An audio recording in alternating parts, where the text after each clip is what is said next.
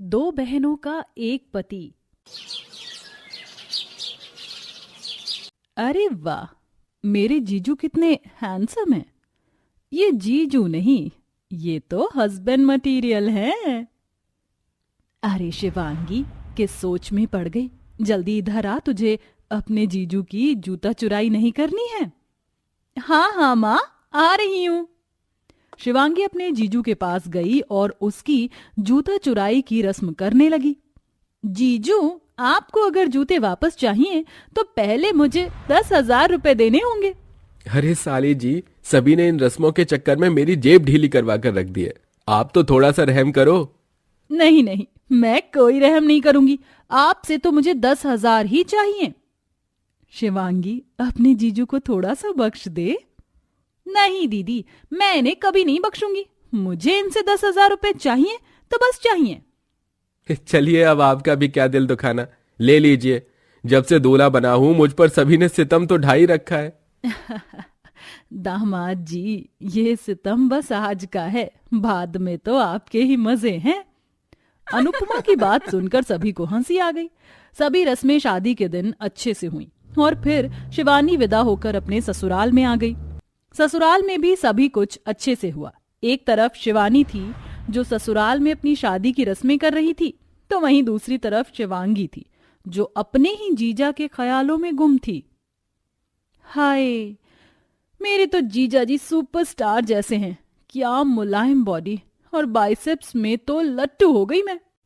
उन्होंने मुझे पसंद क्यों नहीं किया, मेरी दीदी से शादी कर ली, जबकि वो तो बस सीधी सादी सी बोरिंग सी लड़की है। उन्हें मेरे जैसी फैशन डीवा का पति होना चाहिए था, ना कि मेरी बहन जी जैसी बहन का। अरे शिवांगी, शिवांगी। हाँ माँ, कहाँ गुम है? चला मेरे साथ सफाई करवा। अब तेरी दीदी तो चली गई है, तो अब तुझे ही मिलकर मेरे साथ घर के कामों को करवाना होगा। जी माँ। शिवांगी कामों में लग गई, लेकिन उसके दिमाग में अभी भी उसके जीजा का ही चेहरा चल रहा था। वो पूरी तरह से उसके ऊपर लट्टू हो चुकी थी और किसी भी हालत में वो विपिन को पाना चाहती थी। उस हैंडसम को तो मैं पाकर ही रहूंगी, फिर चाहे जो हो जाए। मेरे पास एक अच्छा आइडिया है। शिवांगी ने मन ही मन में एक साजिश रची और अगली सुबह, अरे कहाँ जा रही है ऐसे बन ठन कर? माँ, मुझे दीदी की याद आ रही है तो मैं वहीं जा रही हूँ। अपनी दीदी के यहाँ? जी, और मैं कुछ दिन बाद लौटूंगी। पर बेटा, ऐसे कौन करता है? माँ, इतना कौन सोचता है? वो घर अब मेरी दीदी का ससुराल है, मैं तो चली। ऐसे बोलकर शिवांगी शिवानी के ससुराल आने को निकल गई। एक तरफ अभी वो एक सैलाब की तरह उसके घर की तरफ बढ़ रही थी, तो वहीं दूसरी तरफ, वाह बहू, सब्जी से लेकर खीर तक सब कुछ बहुत ही स्वादिष्ट बना है, मजा आ गया। शुक्रिया माँ जी। नई बहू के चेहरे पर शर्म बहुत ही अच्छी लगती है। बस माँ, अब ज्यादा आप शिवानी के लाल गाल मत करवाइए। हाँ बीना, मेरे कहाँ गाल लाल हो रहे हैं? हो रहे हैं बहू, और विपिन से बोलते ही तो और भी ज्यादा टमाटर जैसे हो गए हैं। माँ जी। सभी शिवानी की पहली रसोई के दिन उससे बात कर रहे थे कि तभी दरवाजे की घंटी बजी। कौन आया होगा, मैं देखती हूँ। अरे तू शिवांगी? हाँ मैं, सरप्राइज। तू अचानक? जीजू के लिए मेरा मतलब मैं आपके लिए आई हूं। अंदर आ। हाँ बेटा, अंदर आ जा। दीदी, मैं 1 हफ्ते बाद वापस से यूनिवर्सिटी चली जाऊंगी, तो सोचा ये 1 हफ्ता आपके साथ बिता दूं। आपको बुरा तो नहीं लगा ना? नहीं, बिल्कुल नहीं, अंदर आ। शिवानी ने अपनी बहन को अंदर बुला लिया। पता नहीं क्यों ये लड़की मुझे कुछ नेक नहीं लग रही, या शायद मैं ज्यादा सोच रही हूं। कहाँ खो गई माँ? कहीं नहीं। माँ, आज मैंने काम से छुट्टी ली है। मैं आज शिवानी के साथ घूमने जा रहा हूँ। बहुत अच्छी बात है। इसकी बहन का क्या करेगा? उसका क्या करना है? अगर शिवानी चाहेगी तो उसे भी लेकर चलेगी। ठीक है, ध्यान से जाना। विपिन ने अपने प्लान के बारे में शिवानी को भी बताया। मैं घर में शिवांगी को नहीं छोड़ूंगी। अब वो यहाँ आई है तो चलिए हम उसे भी अपने साथ लेकर चलते हैं। ठीक है, जल्दी से तैयार हो जाओ। विपिन के बोलने पर शिवानी तैयार हो गई और उसने शिवांगी को भी रेडी होने को बोला। सभी तैयार होकर शाम को घूमने निकल गए और एक मूवी थिएटर में चले गए। ये मूवी बहुत ही अच्छी है, चलिए जीजू इसे देखने चलते हैं। ओह, सिर्फ जीजू? आप भी आ जाइए। तू ऐसे क्यों बोल रही है? मजाक था दीदी। अरे नहीं, शायद बाहर मेरा पर्स छूट गया, मैं लेकर आती हूँ। लेकिन कहीं उसे किसी ने उठा ना लिया हो। जीजू आप भी आइए ना। ठीक है, चलो। विपिन और शिवांगी बाहर आ गए। बाहर लाकर शिवांगी ने विपिन को कसकर पकड़ लिया और बोली, अब कहां जाओगे बच्चू? ये तुम क्या कर रही हो? अच्छा, तुम नहीं जानते? ज्यादा नादान मत बनो मिस्टर विपिन। ओह, तो तुम मेरे साथ फ्लर्ट कर रही हो? नहीं, मैं तुम्हें शादी के लिए प्रपोज करना चाहती हूँ। मैं तुमसे बहुत प्यार करती हूँ विपिन, और मैं तुम्हें अपनी जिंदगी में लाना चाहती हूँ। बोलो, मुझसे शादी करोगे? सच कहूं तो तुम बहुत सुंदर हो। तुम्हारी दीदी तो बस ठीक ठाक ही है। मैं हमेशा से तुम्हारी जैसी पत्नी ही चाहता था। मैं तुमसे शादी करने को तैयार हूं। शिवांगी ने विपिन को अपनी बातों में ले लिया था। फिर क्या था, शिवांगी विपिन को एक मंदिर में ले गई जहां पर दोनों ने शादी कर ली। तो वहीं दूसरी तरफ ये दोनों कहां रह गए? क्या पर्स अभी तक नहीं मिला? देखना पड़ेगा। यहां तो कोई भी नहीं है। वो दोनों कहां हैं? विपिन जी, शिवांगी, कोई बोल भी नहीं रहा है। अरे मैडम, चलिए घर जाइए, अब थिएटर बंद हो रहा है। जी, ये कहां चले गए? बेचारी नादान शिवानी चिंता अपने सर पर लेकर घर वापस आ गई। बहू, तू आ गई, बड़ी देर कर दी। अरे विपिन नहीं आया क्या? विपिन जी घर पर भी नहीं है। मुझे तो लगा। क्यों, क्या हुआ? विपिन जी यहां हैं। पीछे से अचानक शिवांगी के बोलने की आवाज आई।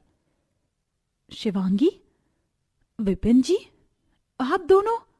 हे भगवान! माँ, मुझे शिवांगी पसंद थी तो मैंने उससे शादी कर ली। नालायक, अभी तेरी पत्नी को आए हुए एक दिन नहीं हुआ और तूने शिवांगी, तूने खुद अपनी बहन का बसा हुआ घर तोड़ दिया। अरे क्यों किया तूने ऐसा? मैं क्या करती? मेरा दिल विपिन पर आ गया था। अब इसे समझाना नामुमकिन था बहन। और कानून के हिसाब से भी एक आदमी की 2 बीवियां हो सकती हैं, तो इसमें कुछ गलत नहीं। मुझे तो इस लड़की में पहले ही दिन ही डायन नजर आ गई थी, और देखो इसने अपना डंक मार ही दिया। तूने एक बार भी मेरे बारे में नहीं सोचा। और विपिन जी आप? अब नहीं सोचा, तभी तो शिवांगी को ले आया हूं। चलो अब रास्ता छोड़ो, हम दोनों बहुत थक गए हैं। विपिन शिवानी को साइड करते हुए शिवांगी को कमरे में ले गया। बेचारी शिवानी फूट फूट कर रो रही थी और सीमा उसे संभाल रही थी। लेकिन शिवांगी को अपनी ही बहन का घर तोड़कर भी कोई फर्क नहीं पड़ रहा था। वो तो आराम से विपिन के साथ सुहागरात मना रही थी। ऐसे ही सिलसिला जारी था और अब शिवांगी को विपिन की दुल्हन बने लगभग 1 महीना हो चुका था। एक ही घर में 2 बहनें सौतनों की तरह रह रही थी। ये लीजिए विपिन जी, आपकी चाय। यहीं रख दो। अरे शिवानी, तुमने शिवांगी को कहीं देखा है?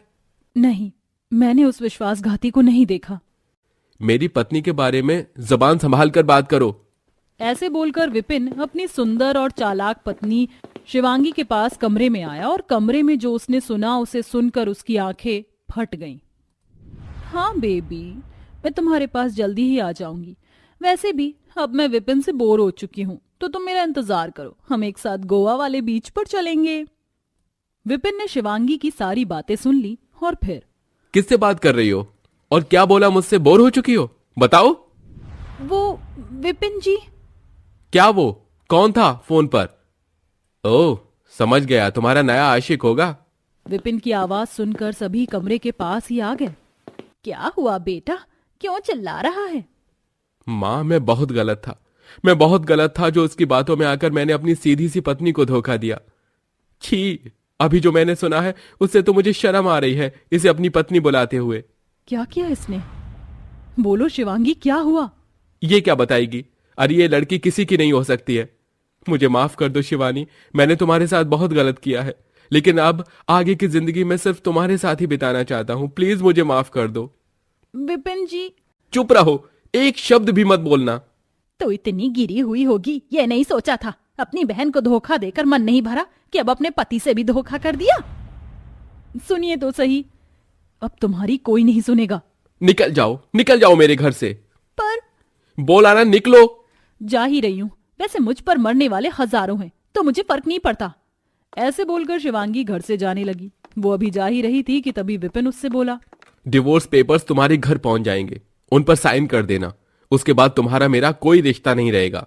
शिवांगी विपिन की बात सुनकर शांति से चली गई। उसके जाने के बाद विपिन बहुत रोया। मैं खुद को कभी माफ नहीं कर पाऊंगा, मुझे माफ कर देना शिवानी। मैंने तो कब का आपको माफ कर दिया। मेरी बहन ने चालबाजी से आपको फंसाया था, लेकिन मेरा सच्चा प्यार जीत गया। उसकी चालबाजी आज खत्म हो गई और आप मुझे मिल गए। अब मुझे कुछ नहीं चाहिए। शिवानी ने विपिन को गले से लगा लिया। आज शिवानी को उसका पति वापस मिल गया था। फिर क्या था, विपिन ने शिवांगी को डाइवोर्स दे दिया और शिवानी अपने पति के साथ खुशी खुशी रहने लगी।